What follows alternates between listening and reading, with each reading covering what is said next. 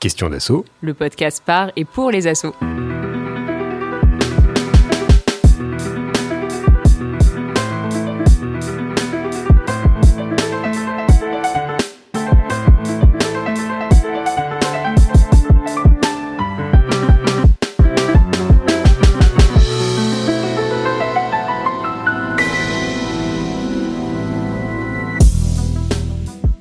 La faible densité de population place les territoires ruraux dans ce que le géographe Mathieu Nouchet nomme le blanc des cartes. En se concentrant sur les flux et les pôles d'activité les plus importants, les représentations cartographiques et institutionnelles invisibilisent par construction la ruralité. Ce phénomène renforce un double imaginaire. Premièrement, celui des territoires vides, où il n'y aurait rien, c'est-à-dire rien à faire, pas de service, pas d'activité, pas de vie collective. Le fameux « c'est mort ici ». Et deuxièmement, celui des territoires forcément dépendants des villes, là où se concentre l'activité économique. Donc deux imaginaires qui ne correspondent pas à ce que l'on pourrait observer sur le terrain. Le monde rural est loin d'être mort, l'activité y est dense. Si problème il y a, c'est plutôt que ce dynamisme repose sur la surmobilisation, pour ne pas dire l'épuisement de quelques-uns et quelques-unes qui s'engagent de manière plus ou moins formelle sur des territoires, qui peuvent de surcroît s'étendre sur plusieurs centaines de kilomètres. Et que les dispositifs d'aide pensés au niveau régional et national sont bien trop rares et souvent peu adaptés pour répondre aux besoins de ces territoires. Dans ce contexte extrêmement contraint, comment se structurent les projets associatifs et les gouvernances ? Que mettre en place pour prendre soin des collectifs et des individus mobilisés ?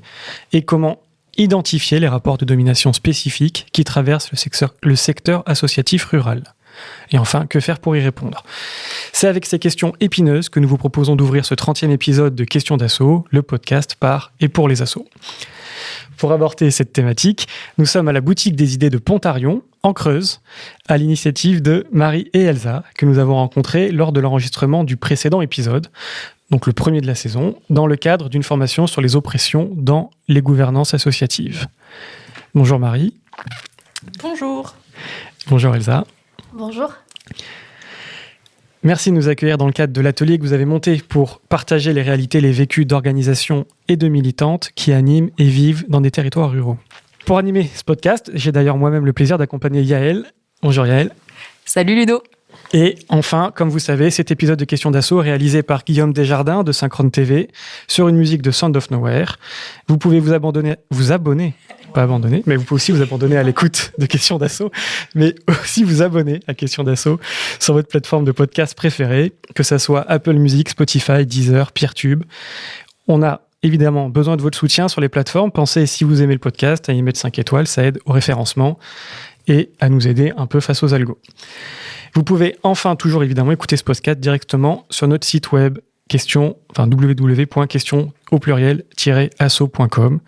Nous sommes très heureux et très heureuses d'être avec vous pour ce nouvel épisode de Questions d'assaut. Installez-vous confortablement, c'est parti.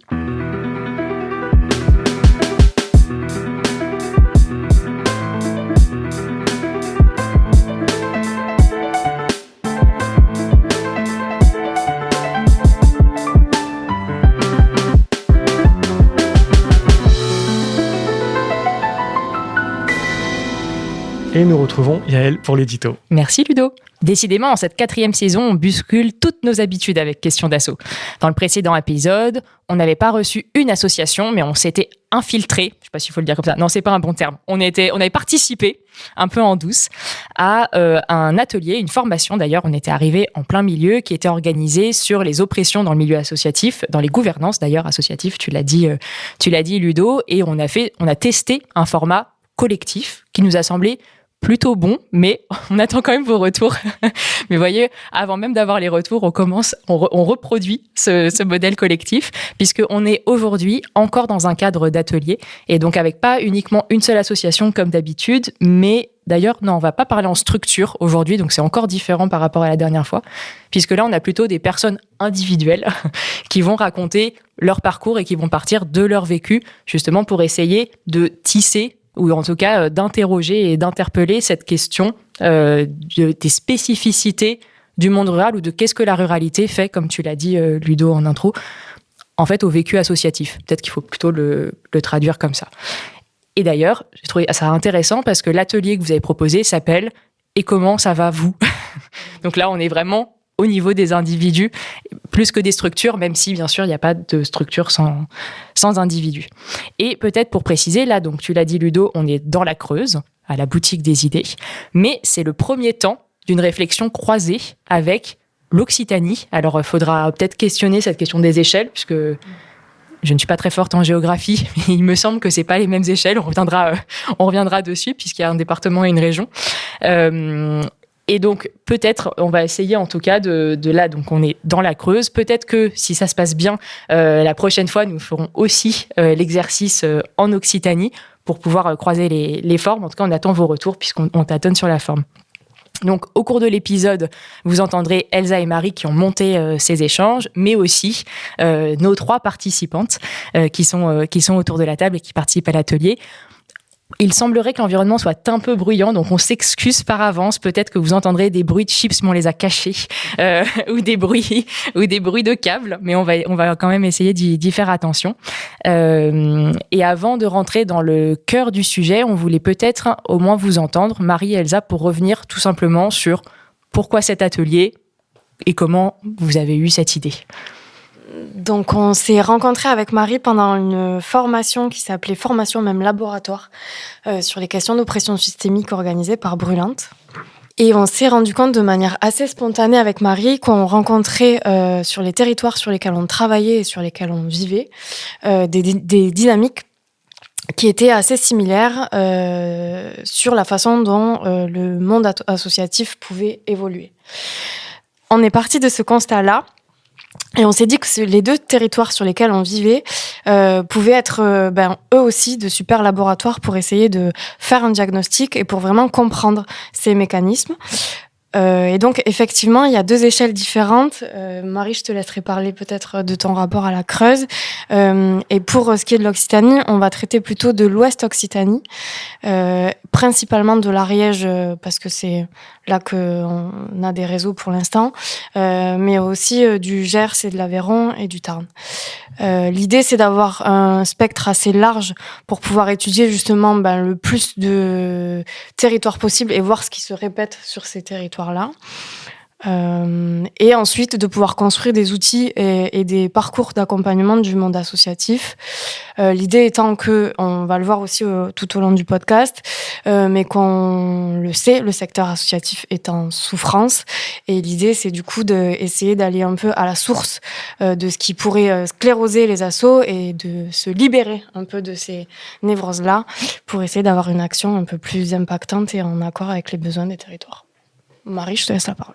Il s'est avéré qu'on s'est retrouvés au même endroit, effectivement, dans la formation, mais aussi en tant que salariés ou ayant eu des expériences salariées et associatives, où on avait rencontré les mêmes problématiques ou les mêmes enjeux, et en discutant notamment avec Questions d'Asso, on a fait un lien qui paraissait évident au travers de la ruralité de nos territoires. Il faut dire aussi on porte 2 structures, chacune, plutôt sur l'idée de former, et l'idée de former davantage des personnes ou des orgas, des collectifs, des assos sur les questions intersectionnelles, du coup d'approche genrée, d'approche de discrimination, de rapports de domination et de pouvoir, et du coup le croisement de nos expériences, de nos appétences et de nos envies nous ont amenés à se dire qu'ensemble, sur nos territoires respectifs, on pouvait apporter ces accompagnements-là. Merci beaucoup pour le rappel du cadre et pour cette petite présentation. Et est-ce que vous pouvez peut-être revenir à la fois sur comment vous avez conçu ce temps d'échange et cet atelier, et peut-être les difficultés que vous avez eues ou pas? On a pensé les 2 ateliers différemment selon les endroits où on était, en prenant 2 axes différents. Ici, en Creuse, on a plutôt choisi une approche apéro, proximité d'engagement et plutôt centrale par rapport au territoire de la Creuse, alors que plutôt sur la partie Ouest Occitanie, on est avec davantage de professionnels ou de secteurs professionnels, non pas pour éviter d'avoir des constats communs, mais justement pour complémentariser les approches, pour aussi ensuite se dire qu'on a un diagnostic assez large pour proposer des accompagnements spécifiques en fonction des problématiques, si ces gens sont salariés, si ces personnes sont plutôt dans de l'autogestion, si c'est plutôt de la structure militante ou de la structure plus institutionnelle. Et pour compléter, on est consciente que les sujets qu'on aborde la question des oppressions systémiques, on est aussi en train de parler de violence et donc potentiellement de dynamiques qui sont difficiles pour les personnes qui vont en parler. Et donc ces ateliers-là, la construction de ces ateliers, elle a été pensée de manière, elle a été de fait influencée par ce fait-là et aussi par le fait que un des caractères de la ruralité, c'est la difficulté à s'anonymiser et du coup une forte propension à s'exposer justement au regard des personnes autour desquelles on évolue. Et donc on a aussi dû prendre des précautions par rapport à ça et il y a vraiment eu c'est un premier frein, on va dire, à ce diagnostic, c'est qu'on aimerait que ce soit quelque chose de très large qui balaye le nombre le plus important possible de structures et de personnes. Et en même temps, on sait aussi qu'il y a des personnes et des structures qui peuvent pas forcément se retrouver aux mêmes endroits, ou en tout cas que ça pourrait créer des difficultés ensuite qu'on n'est pas encore aujourd'hui à même de gérer. Voilà, donc beaucoup de précautions dans la façon d'envisager les ateliers. Merci beaucoup. Et du coup, ça m'amène à une troisième question. Donc, vous voyez, pour les auditrices les plus fidèles, que nous n'avons pas fait de carte d'identité habituelle, mais quand même, on reste, on ne perd pas le fil pour poser les cadres. Et donc, la dernière question que j'aimerais vous poser, c'est du coup, quid des sous ? Est-ce que cet atelier est financé, pas financé ? Eh bien non, nous n'avons pas de financement encore. Nous sommes partis du principe que nous étions à la création de quelque chose, d'une envie, d'un élan. Ça nous arrive des fois de penser les choses comme ça. En tout cas, on a envie de pouvoir avoir un diagnostic, en tout cas un premier regard sur le sujet et l'envie. En tout cas, les premiers retours qu'on a, c'est une envie de traiter ces sujets pour ensuite aller chercher des financements nous permettant de ne pas travailler gratuitement. Merci beaucoup pour ce premier temps. Peut-être Ludo, je te passe la parole pour lancer la suite. Ok, alors on va démarrer tranquille un peu pour qu'on puisse un peu voir les enjeux pour chacun et chacune, enfin pour chacune en l'occurrence, avec peut-être un petit tour de table, si vous le sentez, sur pourquoi en particulier vous êtes venu participer à cet atelier, en quoi il a pu résonner avec vos problématiques et qu'est-ce qui a fait que ce soir vous êtes là. Donc je redis, je m'appelle Renée. J'avais envie de situer ma parole et je trouvais que c'était intéressant justement pour ma part de sortir de l'anonymat et d'avoir une parole située. Donc je suis une personne blanche et je suis travailleuse indépendante. Je suis artiste-auteur et je pense que ça a un impact aussi sur mon engagement associatif, le fait d'être une personne qui travaille à son compte. Donc je suis venue ici ce soir parce que j'avais quelques mots-clés en tête. Je suis venue d'abord à l'invitation de Marie. J'avoue que c'était un peu flou pour moi la proposition, mais déjà, sachant que ça émanait de Marie, c'était très probable que ça m'intéresse. Et je suis venue parce que j'avais l'intuition d'un possible moment de mise en lien. Et c'est quelque chose, au-delà de l'aspect associatif, c'est très important pour moi, des moments où je peux venir partager sur des sujets divers et variés, et celui de l'engagement associatif en est un.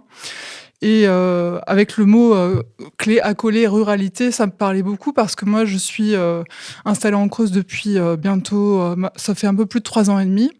Je suis devenue propriétaire, donc c'était un engagement avec ce territoire un peu intuitif au départ. Après 16 ans de vie dans une grosse métropole, qui est celle de Nantes. Et je me suis posé beaucoup la question de une forme finalement de ma classe sociale à travers cette question des néo-ruraux, puisque j'apparais comme ça ici sur ce territoire aux yeux de beaucoup de personnes, notamment de mon voisinage très proche. Et je me suis souvenu que j'étais née en Picardie et que j'avais grandi dans un village de 1000 habitants. Donc en fait, j'interroge toutes les thématiques, les questions qu'on se pose ce soir depuis tout cet environnement-là affectif. Et puis dans ce parcours où j'ai fait des études supérieures aussi, et j'ai eu accès à une et des grandes villes. J'ai vécu à Nantes 16 ans, mais j'ai vécu dans plein de villes en France. Donc voilà, ça marque mon parcours quand même de manière décisive. Merci beaucoup, Renée. Moi, je redis aussi, je m'appelle Marine. Je suis une personne blanche qui a eu accès aux études supérieures également. J'habite en Creuse depuis 5 ans. Et moi aussi, j'étais enthousiaste que Marie me propose de participer à cet atelier parce qu'en général, quand Marie me propose des choses, ça m'intéresse. Et puis aussi parce que cette thématique d'atelier a fait résonner chez moi quelque chose qui m'intrigue sans que j'y ai encore vraiment répondu, qui est que je suis une personne qui adore faire groupe, travailler en équipe, faire ensemble. Enfin, c'est vraiment quelque chose qui m'anime dans tous les différents segments de ma vie. Et pour autant, j'ai fait le choix de travailler en indépendante, de manière un petit peu résignée. Et du coup, toute mon activité de cœur, qui ne dépend pas de l'argent, donc mon activité militante, elle est bénévole dans des collectifs, parce que c'est aussi un choix de me rapprocher de structures qui sont plutôt des collectifs que des assos. Mais on pourra en reparler. Merci beaucoup, Marine. Moi, c'est Marlène. Je suis venue également à l'invitation de Marie et aussi assez enthousiaste de se dire qu'on allait un peu brasser ces sujets. Alors c'était pareil, les contours étaient aussi... on m'a dit quelques mots-clés et je suis venue asso, ruralité, être ensemble, discuter, décortiquer. Voilà. Et pour me situer également, je suis également... j'incarne plutôt je suis la figure du retour, moi. J'ai grandi en Creuse et je suis partie très longtemps et je suis revenue, je dis en blaguant parce que on se situe, mais on se met aussi des étiquettes parce que bien sûr tout est plus complexe. Mais en tout cas, je suis un peu dans dans le retour et je suis et bénévole et salariée dans le monde associatif. Voilà. Merci beaucoup. Et d'ailleurs, là, justement, je rebondis sur vos présentations parce que tu disais justement, Marlène, que tu étais, on va dire, de celle qui était partie et qui est revenue. Mais en fait, Renée, c'est la même chose. Enfin, vous êtes plusieurs à avoir ce profil-là. Rétro-rural. C'est rétro-rural le terme. Alors, est-ce que tu peux nous détailler la différence entre néo et rétro ? Rétro, c'est tu en viens, tu fais autre chose ailleurs. Souvent, c'est soit du voyage ou de la ville, donc quelque chose de plutôt privilégiant. Et après, tu reviens, donc rétro. Voilà, il y a un terme. Vas-y, Renée. J'avais envie de rebondir sur Marlène, tu te dis je reviens. Pour moi, c'est un peu différent parce que j'ai grandi en Picardie. Maintenant, je m'intègre, j'essaie de me créer une vie sur la Creuse. Mais je vois bien des gens autour de moi qui ont grandi et qui ont été à l'école et qui connaissent machin, et elles se connaissent tous. Et que moi, je fais pas partie de ces cercles, en fait, et que j'ai aussi voulu quitter la Picardie pour sortir de ces cercles dans lesquels je me sentais enfermée. Et pour ma part, il n'y a pas eu de retour possible dans les cercles qui ont été mes cercles, notamment de collège et de lycée, de socialisation. À partir du moment où je suis partie pour faire mes études, j'ai perdu tous mes liens avec de cœur avec la Picardie. Ce qui n'est pas le cas forcément de mes frères et sœurs qui ont conservé par exemple des amitiés. Donc il y a des liens familiaux qui sont restés, mais je trouve que ça change quand même la donne, parce que finalement, toi, tu as une connaissance du territoire et on peut potentiellement te reconnaître. Moi, j'arrive ici, personne ne me connaît. Par contre, ma particularité, c'est que j'arrive, j'ai des frères qui se sont installés sur le territoire il y a 10 ans, il y a 15 ans, donc je suis sœur d'eux. C'est encore une autre particularité. C'est bon, parce qu'il y a donc ceux qui reviennent, il y a ceux qui arrivent, et je ne sais pas si vous connaissez le bouquin de Benoît Coquart, je crois, Ceux qui restent. Alors, il n'y a pas de ceux qui restent ici aujourd'hui. Est-ce que vous pensez, une question qui m'est venue comme ça, est-ce que vous pensez que, il y a des éléments de réponse là qui me faisaient penser à ça, est-ce que vous pensez que du coup votre engagement associatif, il est aussi du fait que vous ne faites pas de partie de ceux qui restent, donc vous n'aviez pas cette socialisation? Il me semble que dans son bouquin, lui, il dit que ceux qui restent, justement, évidemment, se connaissent entre eux, etc. Et au contraire, sortent de la sphère publique. En fait, ils se retrouvent beaucoup entre potes à la maison. C'est le nouveau lieu de socialisation.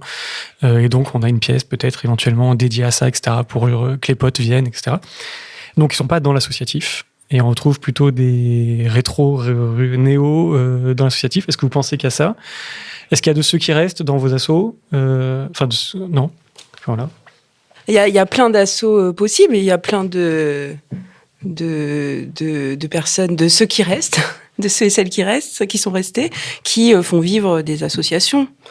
Moi, j'ai envie de rebondir sur. Alors, je connais pas très très bien le territoire de la Creuse parce que je crois qu'il est aussi super divers. C'est-à-dire que c'est assez connu le plateau des Mille Vaches comme un territoire assez militant et je pense qu'il se passe pas du tout les mêmes choses et le travail, le tissu associatif n'a pas du tout le même visage selon l'endroit dans lequel on se situe dans le département.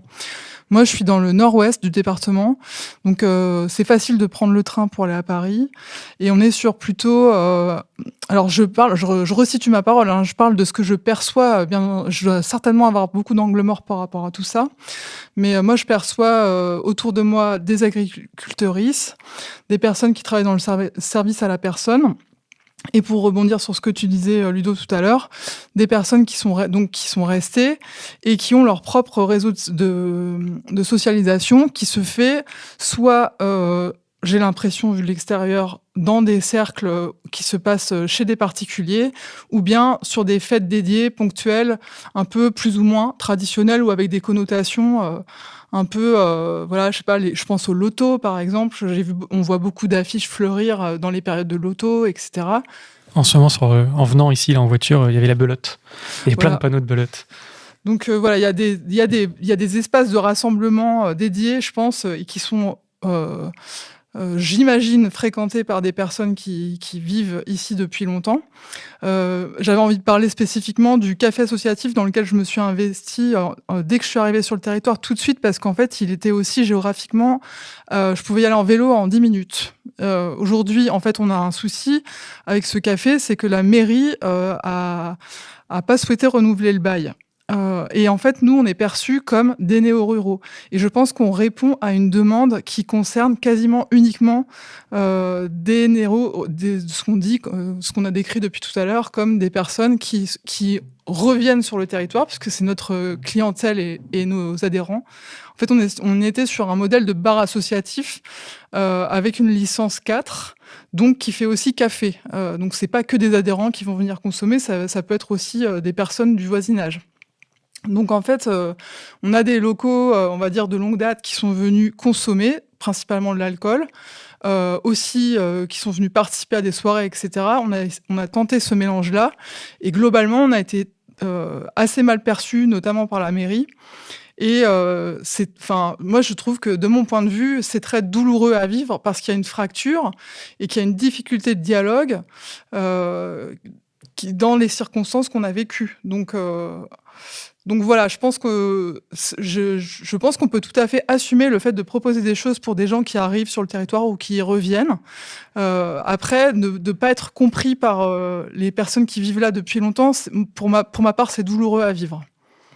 Merci beaucoup. Et là, ce que vous dites, bien sûr, ça pose la question de la mixité sociale, ou d'arriver à faire cette mixité sociale alors même que il y a une proximité géographique, mais qui du coup n'est pas une proximité sociale. C'est ce que j'entends dans ce que vous dites, et ça me fait penser, je rebondis sur les belotes, parce que j'ai passé un peu de temps en Ardèche ces derniers temps, et en fait, ce que j'ai remarqué, c'est que justement ceux qui restent, comme tu l'as dit, Ludo, en fait, les belotes, c'est le principal moyen de récupérer de la thune, quand même, et du coup de faire financer, et que c'est aussi un moyen de renouveler les pactes inter-villages, parce que du coup, on va à la belote du village d'à côté et vice-versa, et du coup, il y a une sorte de solidarité interstructure qui s'opère comme ça, mais effectivement, là, en parlant, en dehors d'un système institutionnel. C'est une forme de soutien, donc du coup, il y a quand même des assos, de soutien interstructure,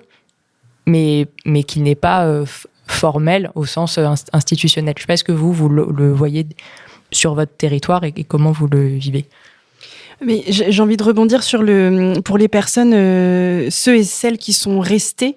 Alors, je suis pas, moi, à cet endroit-là, mais par contre, quand j'étais jeune, mon père avait, donc je partage une expérience personnelle, une association et faisait partie de celui qui restait, des gens qui restaient, Et il mettait fort d'énergie avec d'autres à monter des événements pour qu'il y ait du vivre ensemble, de la solidarité, avec ces systèmes de sociabilisation traditionnels comme le loto ou comme les spectacles, comme les concerts, etc.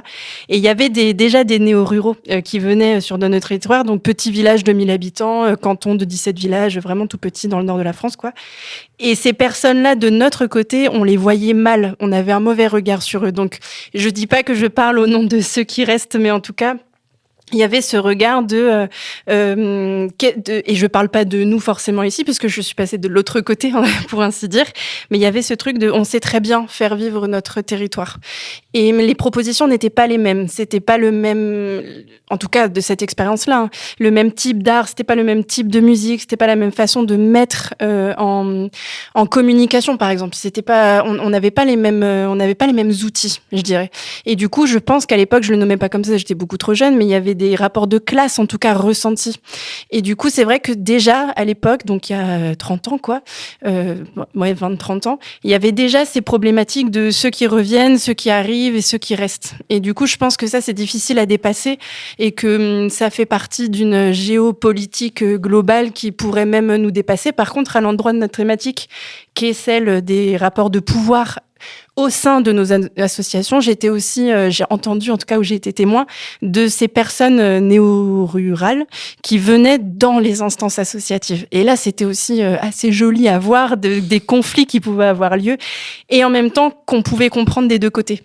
Ça, je ne sais pas sociologiquement comment l'analyser, mais en tout cas, cette difficulté de lien existe, j'ai l'impression, depuis déjà pas mal de temps, quoi. J'ai l'impression que, je vais pas essayer de donner une explication sociologique à ce que tu viens de relever, mais en tout cas, ça me fait un peu penser à comment est-ce qu'on... Où est-ce qu'on va chercher la compétence ? Comment est-ce qu'on se forme ? Et du coup, on parle du coup de questions de classe, et du coup, c'est comment est-ce qu'on... Oui, c'est ça, quel accès on a à la formation et quel accès on a finalement à une classe socio-économique supérieure. Et finalement, c'est toujours ça. En fait, en territoire rural, on a un accès aux formations qui est restreint parce que mobilité restreinte, parce que financement restreint. Et donc, ceux qui restent, c'est ceux à qui il reste peu, finalement. Et du coup, quand il nous reste peu et qu'on voit des personnes néo-rurales arriver de classe socio-économique supérieure et donc avec des compétences, c'est pas des compétences en plus, mais en tout cas, avec des compétences peut-être dignes de ce que nous demanderait l'État et les institutions, mais aussi dans cette logique élitiste. Du coup, on est face à des personnes qui ont acquis plus de capital social, économique et culturel. Vas-y, Marine. Pour rebondir sur ce que tu as dit, Elsa, il y a accès à des compétences et du capital socio-économique, mais je crois qu'il y a aussi une question de ce qu'on incarne quand on arrive de la ville, et c'est Emma Conquet qui parle de urban gaze et qui dit en fait il existe un prisme urbain qui va être supérieur et dominant de la ville sur la campagne, et qui va montrer la campagne soit comme misérabiliste, soit comme romantique, mais pas comme réelle, quoi. Et du coup, ce prisme urbain-là, il vient chanter tout un tas de choses et silencier tout un tas de trajectoires de vie en ruralité. Et donc, quand on arrive de la ville, on incarne ce regard silenciant. Et donc, finalement, de quoi qu'on soit nourri, je ne sais pas si on peut le dire comme ça, et qu'on soit né finalement à la campagne, qu'on ait grandi à la campagne ou non, on arrive de la ville, donc on incarne une forme de silenciation, et donc le dialogue est rendu difficile par principe, je crois. Pour aller dans le sens avec une anecdote, parce que tous ceux qui viennent de la ville ne sont pas forcément considérés effectivement comme ça dépend des valeurs qu'on apporte. J'étais dans un petit village en Picardie, et il y a un notable qui est venu s'installer... Donc, je sais plus, était dans les banques, voilà, qui est venu s'installer dans le village, qui a acheté une des grandes propriétés, et qui, au bout de quelques mois, a été sollicité pour être maire. Alors qu'il venait de débarquer, que ça, c'était clairement un néo par rapport à ça, mais il incarnait, lui, des valeurs très droitardes, et un discours sur la ruralité, à savoir la chasse à courre. Voilà, mais du coup, qui résonnait, et qui s'inscrivait dans un tas de valeurs versus... les wokistes, ou que sais-je. Voilà. Et donc, ce néo-rural-là, lui, était tout à fait accepté, et même a tout de suite été mis... était bien utile, parce qu'il maîtrisait justement un tas de codes par ailleurs, de lois, en fait, il avait son bagage économique, social, culturel, et pour le coup, c'était quelque chose dont le village avaient besoin et qui n'étaient pas menaçants et qui n'avaient pas le même regard que celui des néo-ruraux, de la plupart des néo-ruraux qu'on pourrait avoir. Vas-y, Marlène. Moi, c'était un peu pour revenir aussi sur ce qu'on porte et de quoi on est aussi pétri. Et je pensais un peu à 2 exemples qui ont surgi et qui se répondent un peu. Déjà, le tissu associatif, nous ne représentons pas le tissu associatif et il y a vraiment beaucoup d'associations, et notamment en Creuse. Et donc, il y a des associations très multiples. Donc déjà, je pense que c'est super important entre nous de se le redire. Comme ça, aussi, on évite un peu toute la dichotomie de qui les crée. Et après, à l'intérieur des associations, et peut-être que c'est un peu les mêmes, et là, je m'en veux de pas m'être anonymisée, il y a aussi l'idée de comment le tissu associatif se regarde. Et pour être un peu dedans ces dernières années, avec avec le fait de revenir, je trouve qu'il y a une humilité quand même aussi à avoir sur qu'est-ce qui fait quand on parle de faire, territoire. On a l'impression que c'est vraiment les associations qui le représentent, qui le font vivre. Et je dis ça pas du tout en voulant cracher dans la soupe parce que c'est quelque chose qui me fait du bien et je suis très contente d'être dans tous ces liens et de participer à des initiatives qui sont trop chouettes. Après, on se calme. Je trouve qu'il y a quand même la manière dont aussi l'associatif se regarde. En tout cas, peut-être pour ces associations qu'oublient que le tissu associatif est beaucoup plus vaste. L'idée que tout fait territoire, quoi, des paysannes à des écoles, voilà, et que on n'est pas que l'élan vital d'ici. Et souvent, moi, c'est un truc aussi qui peut un peu me gêner on a l'impression qu'on fait le territoire, quoi. Et je trouve que c'est un peu raide pour avec qui on vit et avec qui on partage des choses. Et je trouve que là, ce qui est intéressant dans ce que tu dis, c'est aussi, tu dis le secteur associatif, comment il se regarde, mais c'est aussi qui rend visible ça. Enfin, tu vois, en gros, c'est qui donne de la valeur aux associations structurées. Parce que précisément, quand on parle des belotes, en fait, elles sont bizarrement beaucoup moins visibles. Et je pense que sur les territoires, tu as des associations qui sont plus visibles et d'autres moins visibles. Et j'ai l'impression que c'est aussi ça que tu pointes, c'est qu'est-ce qui est valorisé et là par qui. Et du coup, peut-être aussi par les institutions. Il me semble que c'est ce que tu pointais dans l'atelier Ludo sur qu'est-ce que les institutions font aux assos. Je ne sais pas si tu veux en dire 2 mots.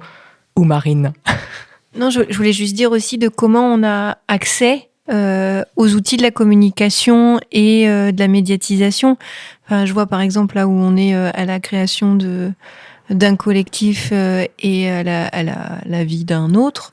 Toi, Marie, tu as des compétences en communication et en médias. Et du coup, c'est beaucoup plus visible tout de suite parce que il y a un savoir à cet endroit-là qui s'acquiert où, qui s'acquiert en ville, mobilité, accès. Et du coup, il y a encore pour moi quelque chose qui fait que, sûrement, dans les belotes où on voit les grands cartons sur les bords de route en papier fluo, ça marche très bien au niveau local, mais c'est pas médiatisé. Et comme on est dans une société urban gaze, ça remonte pas plus loin.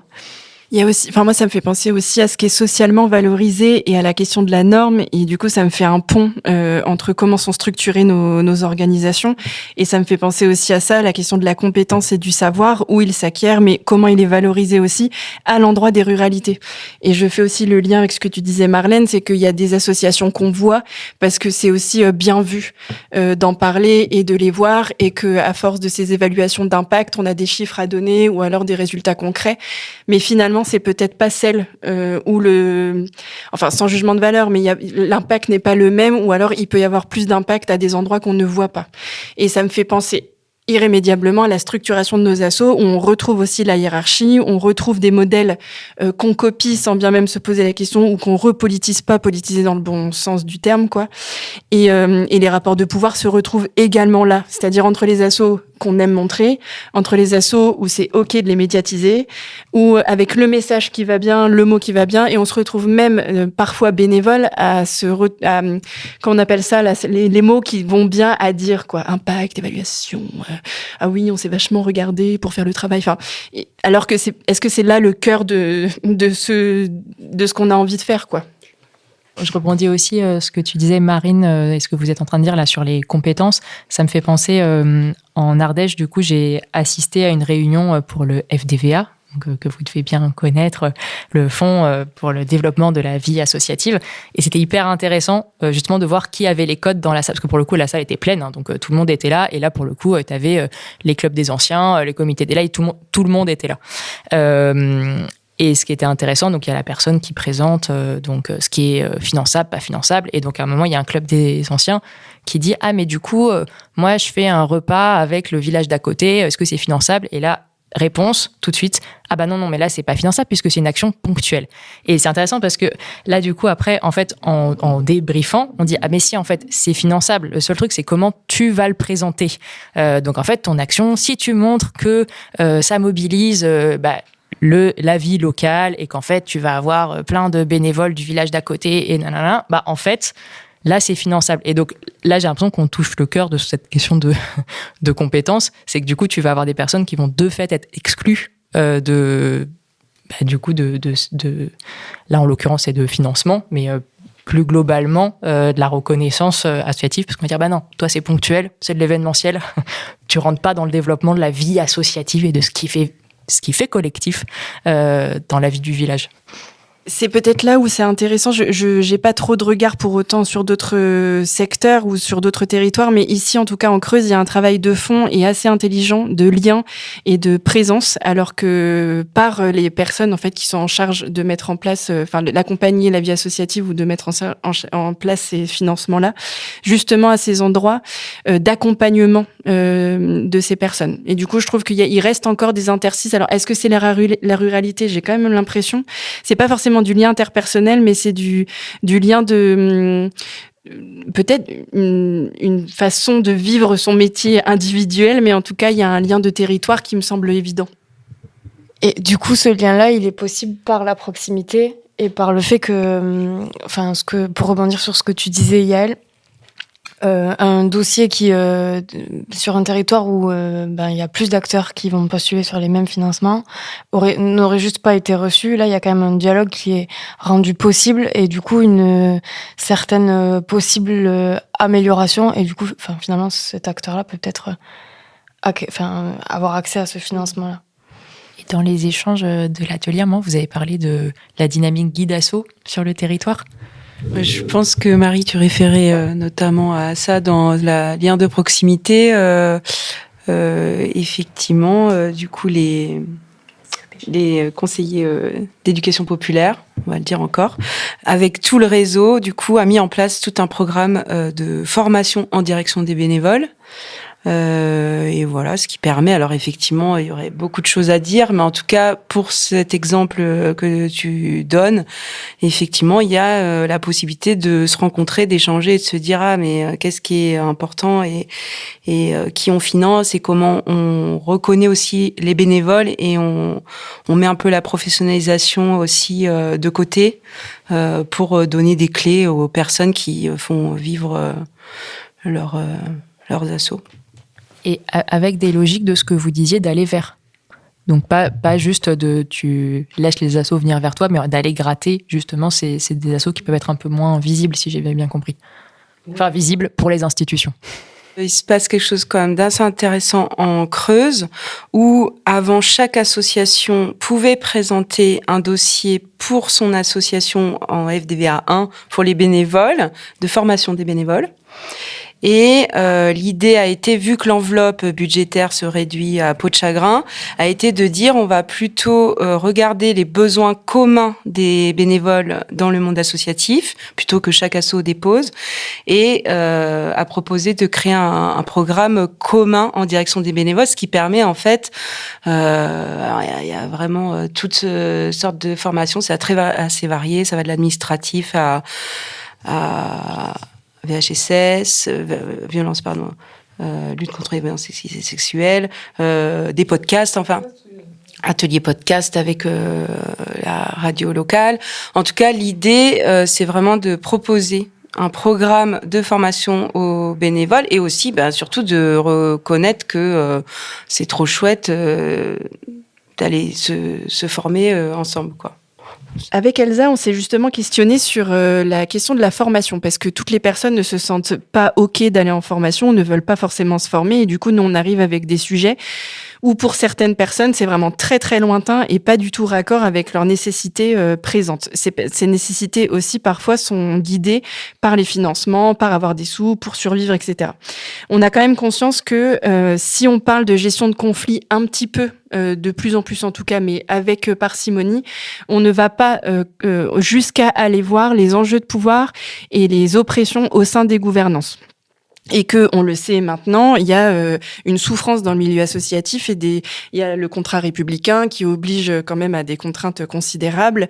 Il y a de la souffrance au travail, il y a la question du burn-out. Enfin, on parle de plein de sujets qui sont assez difficiles et on ne va pas voir comment, on va pas jusqu'au bout, disons, de comment sont pensées la structuration et comment sont pensés les rapports de pouvoir dans les gouvernances. Et c'est justement ce qu'on voulait aborder avec Elsa et on a conscience que de la même façon, c'est pas quelque chose qui est forcément valorisé ou c'est des sujets qui peuvent fragiliser ou vulnérabiliser les associations. Et donc, il y a vraiment un endroit qui, pour nous, est nécessaire d'aller voir, mais pour autant peuvent heurter, quoi. Moi, je veux pas casser l'ambiance, parce que par ailleurs, j'ai plein d'espoir et plein d'envie, mais une des raisons qui a fait que je n'ai pas eu envie de monter une structure associative, justement en dépit du fait d'avoir plein d'idées et plein d'envies avec des très chouettes personnes, c'est parce que la structure associative, elle est hiérarchisée et que je pense que nous avons une socialisation au groupe, une façon de faire groupe qui est biaisée en soi, puisque notre socialisation, elle vient de la famille et que la famille, elle est par essence... la famille occidentale, traditionnelle, nucléaire, elle est adultiste avec un rapport dominant-dominé. Et l'adultisme étant la seule domination qui concerne tout le monde. C'est-à-dire, on a été des enfants, donc dominés par des adultes, donc socialisés en tant que personne inférieure. Et donc après, en devenant adulte, se rejouent ces dynamiques, soit d'être à une place, soit d'être à une autre, mais d'être en tous les cas en adversité. Alors après, il y a plein d'autres oppressions systémiques qui s'ajoutent, mais du coup, moi, ce qui m'ennuie dans la structure associative, c'est qu'on reproduit ce schéma familial-là. Et on sait aujourd'hui que la famille est le théâtre de violence et de silenciation, notamment autour de l'inceste qui concerne une personne sur 10. Quelle famille compte moins de 10 personnes ?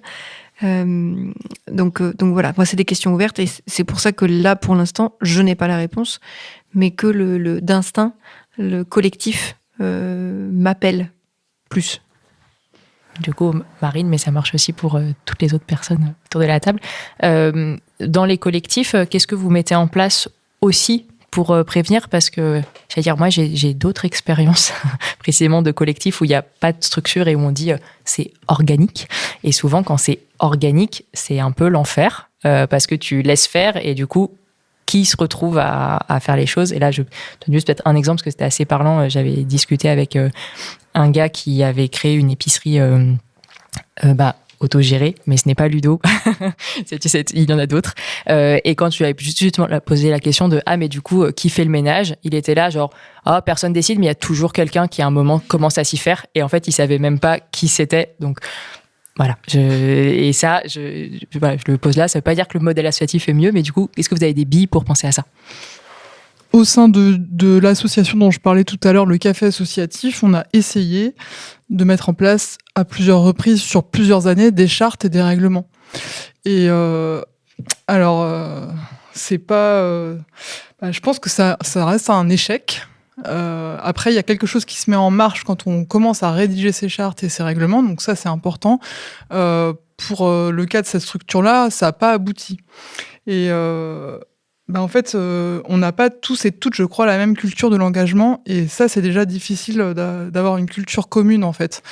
Alors, peut-être que je fais une digression, vous me coupez si ça part trop loin, mais parce que j'arrive pas à fonctionner autrement que par des évocations dans ma tête.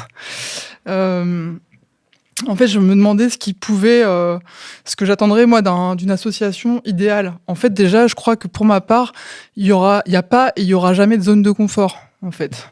Par contre, il y a des endroits où j'ai envie de trouver un certain nombre de facteurs sécurisants. Je peux nuancer mon propos en disant qu'aujourd'hui, dans mes engagements associatifs, je mets souvent de l'eau dans mon vin, en fait. Je suis obligée de naviguer sans arrêt, de négocier entre un profond besoin d'intégrité et faire avec les personnes qui sont là, les situations qui sont là.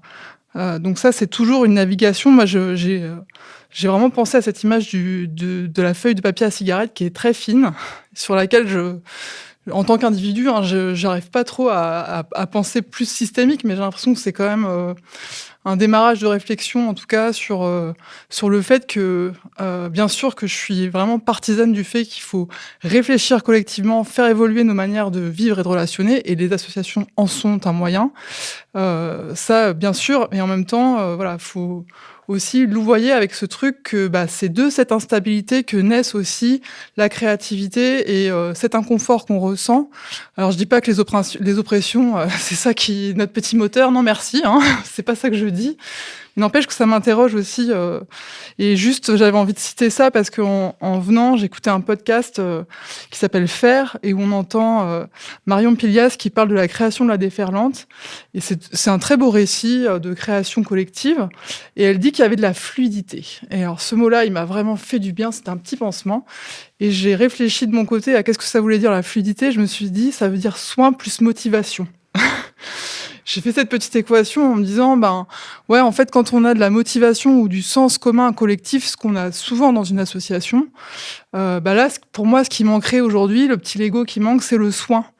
Et après, c'est tout un dialogue sur comment on fait. Enfin, là, avec nous toutes Creuse, le collectif Enfantif, je pense qu'il y a vraiment des personnes qui se mettent au travail. Et moi, la réponse aujourd'hui que j'ai envie d'apporter, c'est moi, j'ai envie de créer mes associations et mes projets féministes parce qu'en fait, j'ai pas envie d'aller, par exemple, je ne vais jamais dans les collectifs militants du côté écologique parce que je sais qu'ils sont globalement pris par les hommes et que j'ai pas envie de me battre. Moi, j'ai envie de faire les trucs qui m'intéressent et juste pas seulement de répondre aux propositions des autres, mais mettre en place les idées et les pensées qui, moi, m'animent, en fait. Une petite question, du coup. Est-ce que, intuitivement, on se dit qu'en ville, c'est peut-être plus facile. Alors, d'autant plus qu'on est dans des grandes villes, on va trouver plus facilement un collectif qui va aborder les choses selon un angle qui peut nous intéresser. Enfin, ça dépend. Moi, je suis dans une ville de 15 000 habitants. C'est peut-être encore trop petit, mais voilà. Est-ce que là, il y a ce truc-là, est-ce que c'est accentué quand on est dans un territoire rural de si je veux être à 10 minutes, 30 minutes de chez moi, il faut composer avec ce qui se passe, et à savoir, il y a moins de chances, il y a moins un marché, je sais pas quoi, de l'association. En fait, je trouve que c'est difficile d'aborder la question de comment réduire les oppressions systémiques dans son association, dans sa structure, parce que systémiquement et structurellement, la société est constituée sur des rapports de pouvoir, des rapports sociaux inégaux, et du coup des rapports de domination. Donc on a les rapports de genre, on a les inégalités de classe, et immanquablement, les associations, les organisations sont la société, quoi. Et je dirais que au travers de ce à quoi on réfléchit en Creuse, ou en tout cas dans nos endroits avec Elsa, ou ce qu'on est en train de tester sur Nous Toutes Creuses, c'est de pouvoir regarder avec honnêteté comment est constituée la structure, comment et de quoi sont constitués les gens, en fait, si je peux dire ça comme ça. Et c'est d'être assez honnête, de partir du principe qu'il y aura des rapports de pouvoir et qu'il va y avoir des rapports de domination et qu'il va immanquablement falloir les regarder. Pour ça, il y a des outils. Pour ça, il y a des temps de discussion sur la gouvernance. Et par exemple, sur Nous Toutes Creuses, c'est un exemple, mais il y a le fait qu'on se souhaite, c'est des souhaits, donc ça ne veut pas dire qu'on y arrive, parce que c'est une remise en question permanente, et nous-mêmes, on n'est pas à l'abri, en fait, de reproduire des choses, mais il y a le fait qu'il ne doit pas y avoir de leader. Et du coup, ça rejoint, je dis pas que les associations structurées ne sont pas bonnes ou n'est pas un mauvais modèle, mais le fait que déjà, il y a un regard, une conscientisation sur le fait que la place de leader peut poser problème, c'est déjà, je trouve, un grand pas, surtout quand ces leaders s'avèrent être en majorité des hommes cis, blancs, effectivement, pour la plupart valides et avec des bagages socio-culturels. Et du coup, si on n'est pas en capacité de se dire, de fait, il y a un biais dans le rapport à la décision, dans le rapport à la représentation publique, on se trompe, je pense qu'on se trompe. On a monté un projet l'année dernière, il y a 2 ans en Creuse, qui s'appelait Brûler les planches, et gros big up aux collègues avec qui on a monté ça, parce qu'il s'avérait qu'on était les petites mains des lieux qui accueillent le public en Creuse, et que je dis bien ceux qui prenaient la parole, étaient toujours des hommes cis. Il s'avérait que quand on avait la possibilité, nous les femmes, de prendre la parole, on ne se sentait pas capable. Et du coup, on a été en capacité de regarder ce mécanisme-là pour se dire comment faire pour dépasser ça. Il s'avère que les places de pouvoir sont prises par les hommes cis blancs. Ça veut pas dire que tous les hommes cis blancs reproduisent ça, mais c'est qu'il y a un système et une structure. Que pour ça, il y a des outils et qu'il faut se former. Là, je suis, moi, à mon endroit, je parle en jeu, mais pour moi, c'est évident qu'il faut se former à ce que ça veut dire le conflit, ce que ça veut dire les rapports de pouvoir. Et si on n'est pas en capacité d'aller regarder, de se déplacer à ces endroits-là, pour moi, ça ne marchera pas. Et c'est des sujets auxquels on réfléchit avec Elsa, parce qu'aujourd'hui, il y a des choses autour de la gestion du conflit, il y a des choses autour du bien-être au travail, et c'est super, et faisons-le. Mais si on n'a pas on appelle ça le sociogramme aussi. Si on n'a pas les lunettes en fait, de se dire ok, comment notre organisation est pensée par qui et comment sont prises les décisions, immanquablement les rapports de pouvoir vont s'avérer et le conflit va devenir violence. Ouais, je vais juste rebondir sur un truc que j'ai entendu que tu disais, enfin le truc de besoin de leader et tout ça, enfin ou pas de besoin de leader en tout cas, en quoi c'est problématique alors que des groupes et que donc il faut outiller pour tout ça. À l'inverse, malheureusement, je sais pas si vous avez entendu parler des personnes sources, de ce concept-là. Là, moi, dans des milieux où je suis, il y a ce truc-là qui vient à la mode là, et qui est en fait une sorte de recréer des leaders en gros, avec un nouveau mot, et qui sont des personnes sources parce qu'ils ont des compétences, des connaissances, des je sais pas quoi. On va pouvoir se tourner vers ces personnes-là, et c'est un truc qui prend de ouf. Et qui du coup va pas forcément dans le sens malheureusement qu'on aimerait, mais qui a la hype. J'ajoutais juste un petit complément parce que là, ce que vous dites, ça me fait penser à un petit concept que j'ai découvert l'année dernière sur la disponibilité biographique et qui du coup éclaire aussi beaucoup parce qu'effectivement là, quand tu posais dans les CA par exemple, il y a quand même majoritairement des mecs, c'est aussi parce que dans la société et dans leur famille, en fait, ils ont plus de temps et donc c'est assez simple, disponibilité biographique, c'est bizarrement quand vous êtes une meuf et que vous vous mettez en couple, vous perdez de la disponibilité biographique. Quand il y a des gamins, vous la perdez encore plus. Et il y a une étude comme ça, par exemple, qui est sortie sur les agricultrices, qui dit, en fait, la question c'est simple, c'est pourquoi dans les instances, du coup là, autour des agriculteurs et de l'agriculture, je me dis l'agricultion, ça ne marche pas, l'agriculture, il n'y a pas de femmes. Et en fait, ce qui montrait, c'est que en fait, les femmes agricultrices, il y avait la double peine de déjà tu taffes beaucoup et en fait, elles avaient en plus la charge à la maison. Enfin, c'est le fameux triple temps, voire quadruple temps en fonction. Voilà. Du coup, je le rajoute juste dans la boucle. Mais Marine, tu voulais... Oui, sur ce concept de personne source, où on va pouvoir solliciter la personne sur ses compétences. Moi, ce qui me gêne un peu là-dedans, c'est qu'on ne va pas visibiliser toutes les compétences et toutes les mêmes, parce que finalement, une personne est toujours experte de sa propre trajectoire et donc sur certains segments de sa vie, sauf qu'on ne va pas forcément le visibiliser. Donc, on va dire une telle est compétente là-dessus, alors qu'une autre le sera sur tout un tas de choses, mais ça rentre pas dans les critères de compétences. Oui, c'est clairement un truc qui vient masquer des rapports de domination et des rapports de qu'est-ce qu'on met en avant dans la société, clairement. Est-ce que l'une d'entre vous veut dire un petit mot de la fin, ou s'il y a quelque chose qu'on n'a pas dit et qui vous semble hyper important? Moi, je trouve que l'association, le collectif vont renvoyer des images différentes, et l'association, c'est déjà une cellule entière, c'est déjà une maison fermée. Et donc, soit on rentre, soit on reste à l'extérieur, mais en tout cas, il y a ce truc intérieur-extérieur qui peut faire un peu peur selon justement comment on est situé, avec à quel niveau de privilège, d'autorisation, de droit de cité.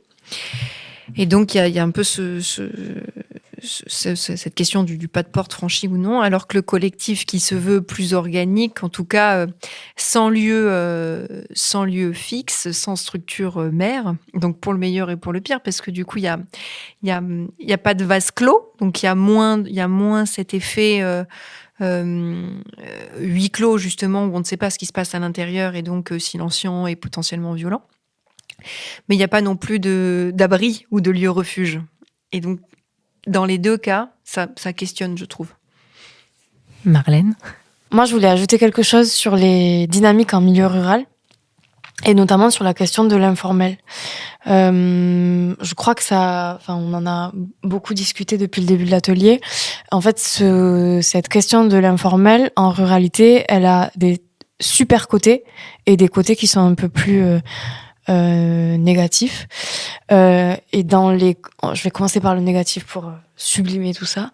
Les côtés que moi j'ai pu noter de difficile et qu'on a déjà énoncé, c'est notamment le fait que c'est souvent les mêmes personnes et les mêmes acteurs au masculin qui sont à la tête des structures et aussi des organismes de financement et qui font que du coup on se retrouve facilement face à soit un élu associatif ou un élu territorial et que du coup une opinion qui est faite sur une association et sur son travail, souvent elle a du mal elle reste sclérosée et elle a du mal à changer.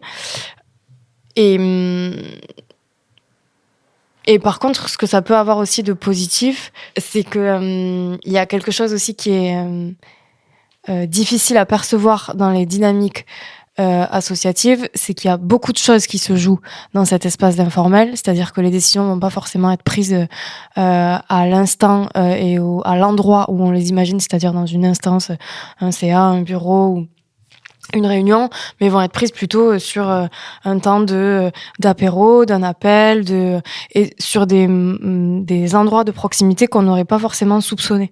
Et en fait, cette proximité-là, je trouve qu'elle a aussi quelque chose de très beau et de très... elle ajoute de la réalité au travail de terrain, c'est-à-dire que les personnes qui ont les pouvoirs de décision, ou en tout cas à l'échelle du territoire, pas forcément à l'échelle associative, mais à l'échelle de l'État, ont beaucoup plus de vision du réel besoin et de la réalité du terrain. Et ça amène aussi, cette proximité amène aussi que les projets peuvent aller très vite, en fait. Il y a des liens, il y a des connexions qui se font rapidement. Le partenariat, souvent, le maillage territorial sur nos territoires, il est quand même incroyable. Il y a les assos, oui, c'est sûr, elles se regardent et parfois il y a du conflit, etc. Mais en fait, elles sont obligées de coopérer. Donc, en fait, de fait, elles coopèrent et il y a une espèce d'émulation aussi qui sort de ça et de cette proximité. Et je pense que c'est assez important de le souligner. Et on peut peut-être faire une transition avec la porte. Je voulais juste donner ce petit rebondissement parce que ça va être les élections municipales. J'ai entendu autour de moi qu'il y avait beaucoup de municipalités qui cherchaient des femmes pour la parité dans leur liste et que les femmes n'osaient pas parler, en fait, que celles qui finissent par consentir à s'inscrire sur les listes n'osent pas prendre la parole. Et donc, je fais la transition comme ça sur... en tout cas, de mon côté, ressenti comme vraiment un besoin de changement culturel.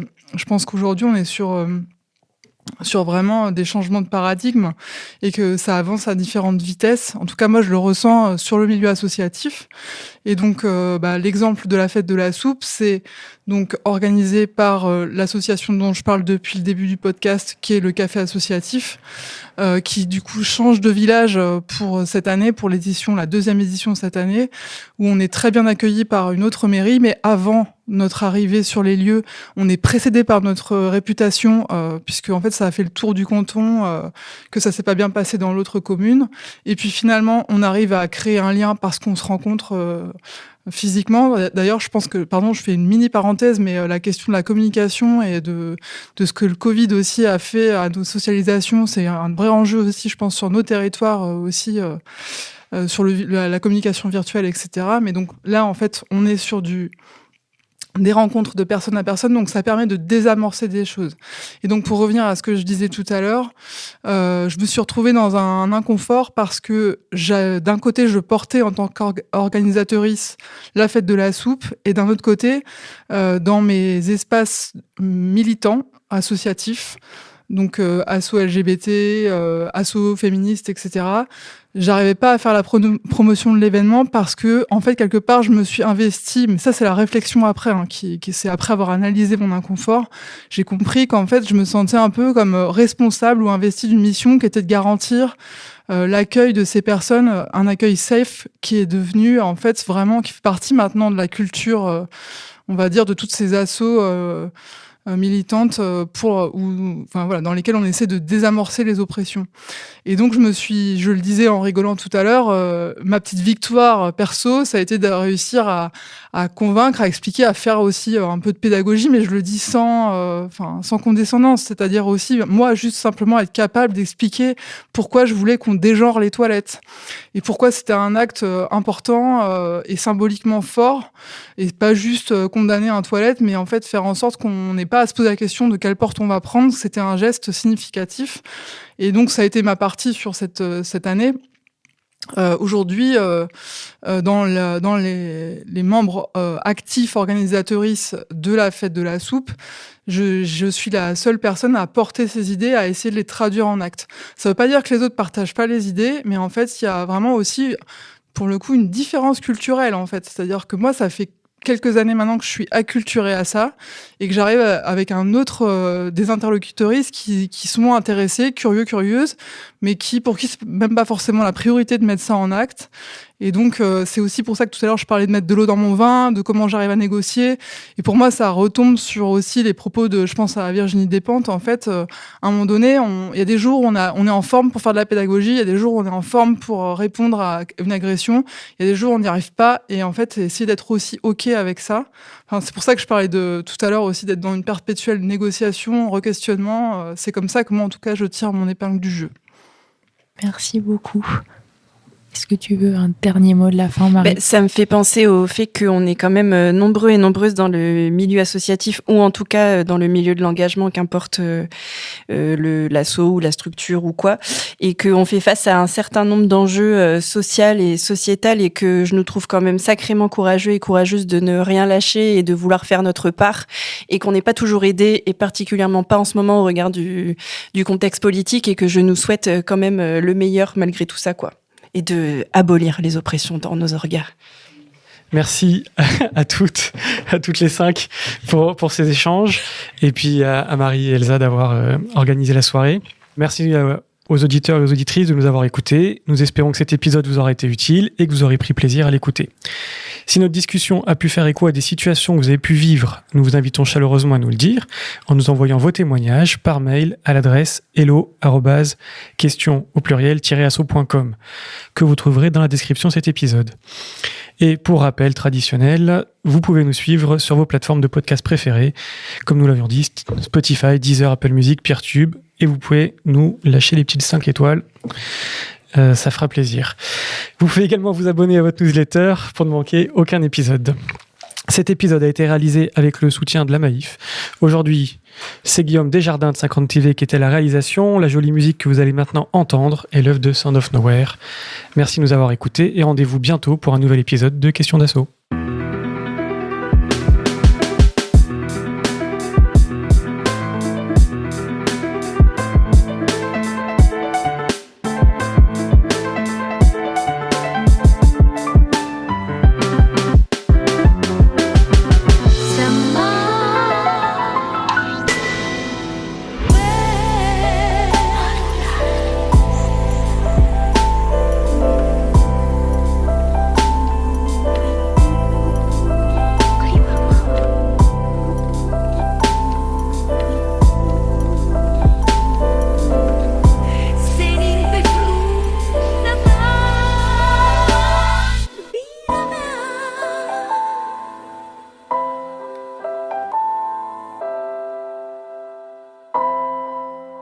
Questions d'Asso, Le podcast par et pour les assos.